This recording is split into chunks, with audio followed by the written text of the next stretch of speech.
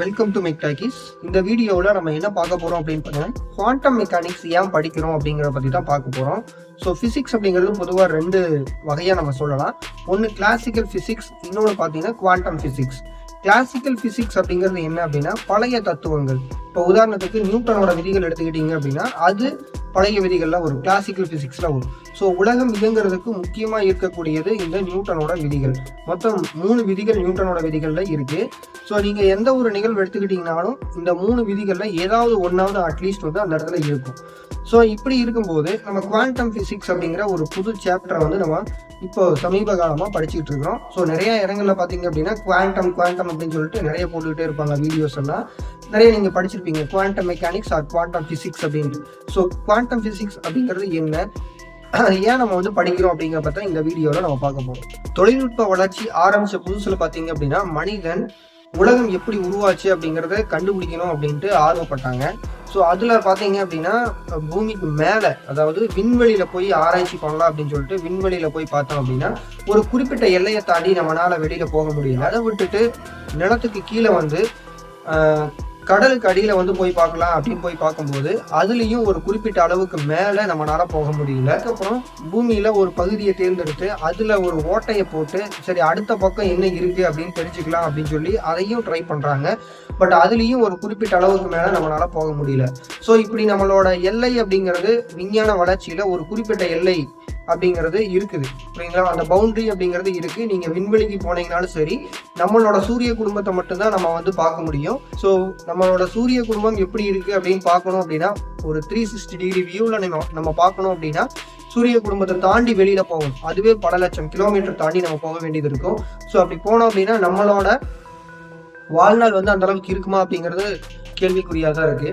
அதுக்கப்புறம் பார்த்தீங்க அப்படின்னா நம்மளோட கடலுக்கு கீழே வந்து போய் பார்க்கலாம் அப்படின்னு பார்த்தோம்னா ஒரு குறிப்பிட்ட அளவு கீழே நீங்கள் போனீங்க அப்படின்னா கடலில் இருக்கக்கூடிய அந்த தண்ணி என்ன பண்ணும் அப்படின்னா நம்ம மேலே ஒரு குறிப்பிட்ட அழுத்தத்தை உருவாக்கும். ஸோ இது எல்லாமே வந்து கிளாசிக்கல் ஃபிசிக்ஸ்லேயே சொல்லிட்டாங்க. ஸோ ஒரு குறிப்பிட்ட அளவுக்கு மேலே நம்ம வந்து கடலுக்கு கீழே போக முடியாது, அழுத்தம் அதிகரிக்கும் அப்படின்னலாம் சொல்லியிருக்காங்க. அதனால தான் இப்போ டேம் எல்லாம் கட்டும்போது பார்த்தீங்கன்னா டேமோட அடிப்பகுதி வந்து கொஞ்சம் திக்னஸ் வந்து அதிகமாக இருக்கிற மாதிரி சுவரெல்லாம் கட்டியிருப்பாங்க. ஸோ எதனால அப்படின்னு பார்த்தீங்கன்னா அழுத்தம் வந்து அதிகமாக இருக்கும். அதாவது நீங்கள் ஆழம் போக போக அழுத்தம் அப்படிங்கிறது அதிகமாக இருக்கும். ஸோ அதன் காரணமாக தான் கடலுக்கு கீழேயும் வந்து நம்மளால் போக முடியுது. அதையும் தாண்டி பார்த்தீங்க அப்படின்னா இந்த டைட்டானிக் கப்பல் மூழ்கி இருக்குல்ல அந்த பகுதி வரைக்கும் கூட போயிட்டு வந்துட்டாங்க. ஸோ டைட்டன் அப்படிங்கிற ஒரு நீர்மூழ்கி கப்பல் வந்து வெடிச்சதெல்லாம் நம்ம கேள்விப்பட்டிருப்போம். ஸோ அது எதனால அப்படின்னு பார்த்தீங்கன்னா அந்த ப்ரெஷர் தாங்க முடியாமல் இருக்கிறனால தான் காரணம். அதாவது 100 யானைகள் நம்ம உடம்பு மேலே ஏறி நின்றுச்சுன்னா எந்த அளவுக்கு அழுத்தம் இருக்குமோ அந்த அளவுக்கான அழுத்தம் வந்து கீழே உருவாகும்னு சொல்கிறாங்க. இதுலேயே ரொம்ப ஆழமான பகுதி கடல் அப்படின்னு பார்த்தீங்கன்னா அது வந்து மரியானா ட்ரென்ச் தான். ஸோ அங்கே விசித்திரமான உயிரினங்கள்லாம் வாழ்ந்துட்டு இருக்கு அப்படிங்கிறதெல்லாம் சொல்கிறாங்க. ஸோ ரஷ்யா, அமெரிக்கா இந்த மாதிரியான பல வல்லரசு நாடுகள் பூமியில் ஓட்டையை போட்டு அது எவ்வளோ தூரம் நம்மளால போக முடியும் அப்படிங்கிறத ட்ரை பண்ணாங்க. பட் வந்து ஒரு சில கிலோமீட்டர் போனதுக்கு அப்புறமே அது என்ன ஆயிடுச்சு அப்படின்னா அந்த ப்ராஜெக்ட் எல்லாம் ட்ராப் ஆயிடுச்சு. அது காரணம் என்ன அப்படின்னு பார்த்தீங்கன்னா நம்மளோட பூமியானது சென்ட்ரல் இருக்கக்கூடிய அந்த லாவா அப்படிங்கிறது என்ன பண்ணுது அப்படின்னு பார்த்தீங்கன்னா கேஸை வந்து வெளியில் தள்ளும்.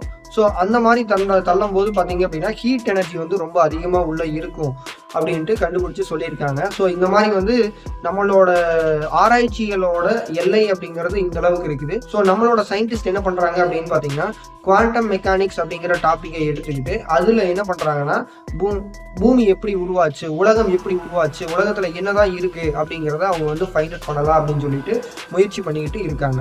ஸோ இந்த குவாண்டம் மெக்கானிக்ஸ் பார்த்தீங்கன்னா ரொம்ப சின்ன அளவில் இருக்கக்கூடிய மேட்டரை பற்றி படிக்கிறது. ஸோ இப்படி இந்த எலக்ட்ரான்ஸ் வந்து ரொட்டேட் ஆகிட்டு இருக்கிறது பார்த்தீங்கன்னா நம்மளோட சூரிய குடும்பம் மாதிரி இருக்கும். அதே மாதிரி தான் galaxy. So number of atoms இருந்ததுன்னா அது வந்து மாலிகுல்னு சொல்லுவோம். ஸோ நம்பர் ஆஃப் ஆட்டம்ஸ் சேர்ற மாதிரி நம்பர் ஆஃப் சோலார் சிஸ்டம் அதெல்லாம் இருந்துச்சு அப்படின்னா அதை வந்து நம்ம கேலக்ஸின்னு சொல்லுவோம். ஸோ நம்மளோட வான்வெளியில் என்ன இருக்குதோ அதே மாதிரி சின்ன சின்ன பொருட்கள்லையும் அந்த ஷேப் வந்து அப்படியே இருக்கிறதுனால, அந்த கான்செப்ட் அப்படியே இருக்கிறதுனால சரி நம்ம பெரிய அளவுக்கு போக முடியாது, அடுத்து இதையும் நம்ம ட்ரை பண்ணலாம் அப்படின்னு சொல்லிட்டு தான் என்ன பண்ணுறாங்க அப்படின்னா ஒரு ஆட்டமை வந்து ஃபுல்லாக தரோவாக படிக்கிறாங்க. அதாவது உள்ள எலக்ட்ரான் மட்டும் இல்லை, பாசிஸ்ட்ரான் இருக்குது, நியூட்ரான் இருக்குது, நியூட்ரினியோ இருக்குது. ஸோ இந்த மாதிரி வந்து நிறைய பார்ட்டிகல்ஸை பற்றி படிக்க ஆரம்பித்தாங்க. ஸோ அதுலேருந்து உருவானது தான் இந்த குவாண்டம் மெக்கானிக்ஸ் அப்படிங்கிறது. ஸோ குவாண்டம் ஃபிசிக்ஸ் அப்படிங்கிறது ரொம்ப சின்ன சின்ன பொருட்களை பற்றி படிக்கக்கூடிய ஒரு ஃபிசிக்ஸோட ஒரு பிரான்ச். ஓகேங்களா. ஸோ இதில் நம்ம வந்து ஒளி அப்படிங்கிறத நம்ம எடுத்துக்கலாம். ஸோ நம்மகிட்ட இருக்கக்கூடிய நம்மளை தாண்டிய ஒரு விஷயம் அப்படின்னு பார்த்தீங்கன்னா அது வந்து லைட்டு தான். ஸோ லைட்டுனால மட்டும்தான் அவ்வளோ வேகத்தில் போக முடியுது அப்படின்னு சொல்கிறாங்க. ஸோ அதனால அந்த லைட் அப்படிங்கிறத எடுத்துக்கிறாங்க. ஸோ லைட் அப்படிங்கிறது ஒரு எனர்ஜி தானே. அந்த ஐன்ஸ்டீனோட ஈக்குவேஷன் எடுத்துக்கிறாங்க. E = mc². இந்த ஈக்குவேஷன் ரொம்பவே பிரபலமானது. அணுகுண்டெல்லாம் இதில் இருந்து தான் உருவாச்சு அப்படின்னுலாம் சொல்லுவாங்க.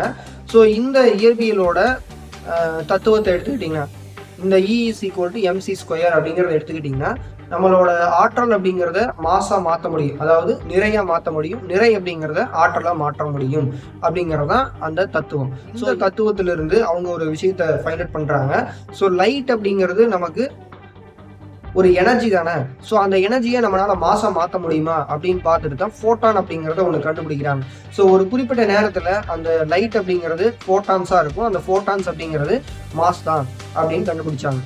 ஸோ இதுல இருந்து பார்த்தீங்க அப்படின்னா அந்த ஃபோட்டான்ல இருக்கக்கூடிய அந்த விஷயங்களை பற்றியெல்லாம் நல்லா படிக்கிறாங்க.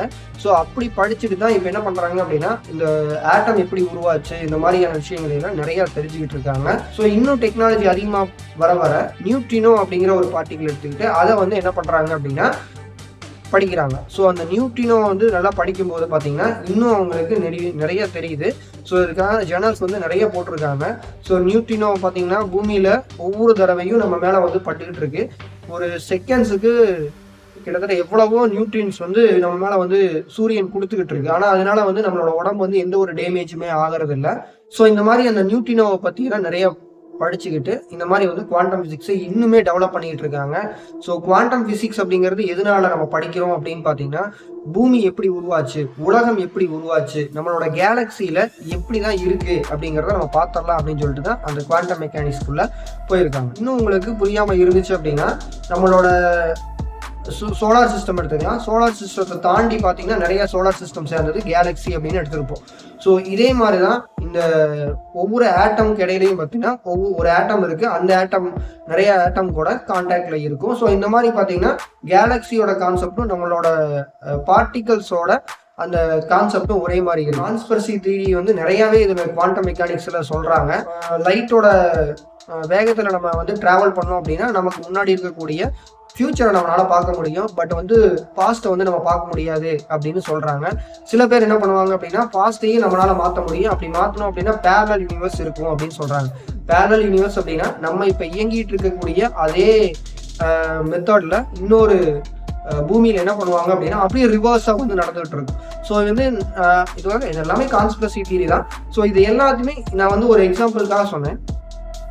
நான் வந்து குவாண்டம் மெக்கானிக்ஸில் ஒரு சார்பிய தத்துவத்தை ஒரு எக்ஸாம்பிளுக்காக சொன்னேன். இந்த மாதிரி வந்து கான்ஸ்பிரசி தியரிஸ் வந்து இந்த குவாண்டம் மெக்கானிக்ஸில் நிறையவே இருக்குது. அதை பற்றி அடுத்த வீடியோவில் பார்க்கலாம்.